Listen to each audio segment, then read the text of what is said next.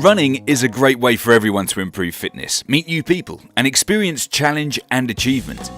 The reasons we take part in running are the same whether we are disabled or non-disabled. When we talk about disabled participants, we mean people who have a physical or mental impairment that has a substantial and long-term negative effect on their ability to do normal daily activities. Not all disabilities are visible. The Equality Act was introduced in 2010 to provide a modern, single legal framework with clear, streamlined law to more effectively tackle disadvantage and discrimination.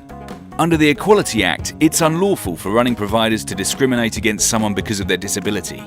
The law requires that organisations make adjustments in anticipation of disabled participants. If you organise a running event, you have an obligation to ensure that all reasonable efforts and adjustments have been made to enable disabled people to take part.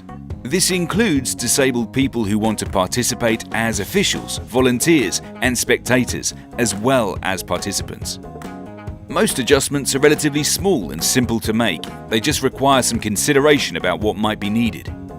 Making necessary modifications and considering people's needs from all underrepresented groups helps to make it a better experience for everyone, as well as meaning that more people can take part. How to make an event more inclusive. Establishing a positive and welcoming environment is one of the most effective ways of encouraging disabled people to take part in your event. Include a statement on your website and promotional material welcoming disabled people to participate in your event. Encourage them to contact you to discuss their needs and requirements and provide a phone number and contact email for a named person. Ensure that any queries from disabled people are dealt with by volunteers, officials or event organisers who have a positive and inclusive attitude. Provide detailed information about your event so disabled people can decide for themselves whether it is suitable for them to take part or not. Include information about the route and facilities, things like what the terrain and gradient is like, where the nearest public transport is, and what parking is available.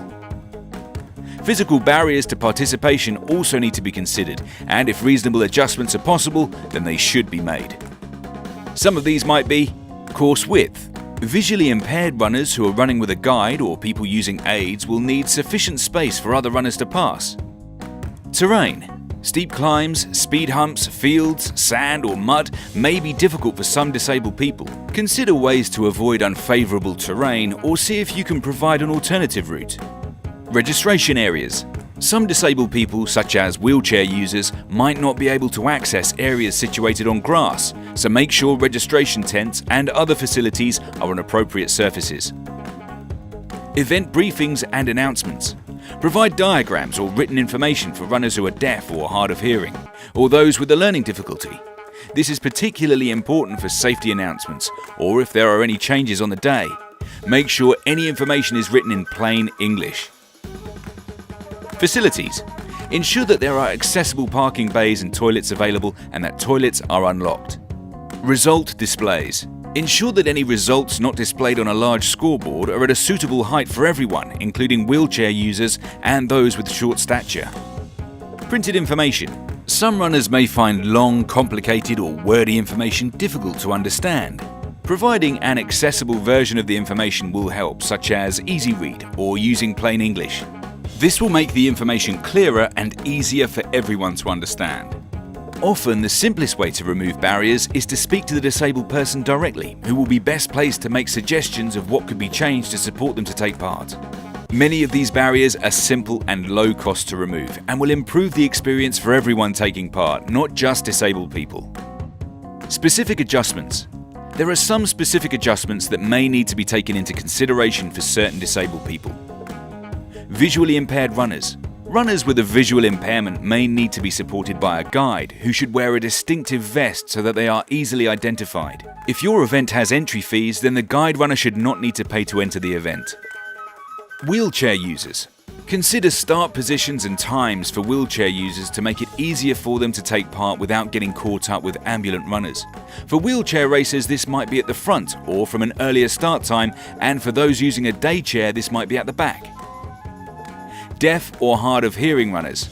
Consider runners who may be deaf or hard of hearing, particularly for events that are not traffic free. This includes road crossings and marshal instructions. Ensure that volunteers and officials are fully briefed and provided with appropriate information prior to the event. Supporting disabled people to take part in running events can be straightforward, inexpensive, and a great way to create fulfilling, enriching events, providing opportunities for runners of all abilities. If you would like support to make your event more inclusive for disabled people, please contact disability@englandathletics.org. For more information, please visit www.englandathletics.org/disabilityathletics.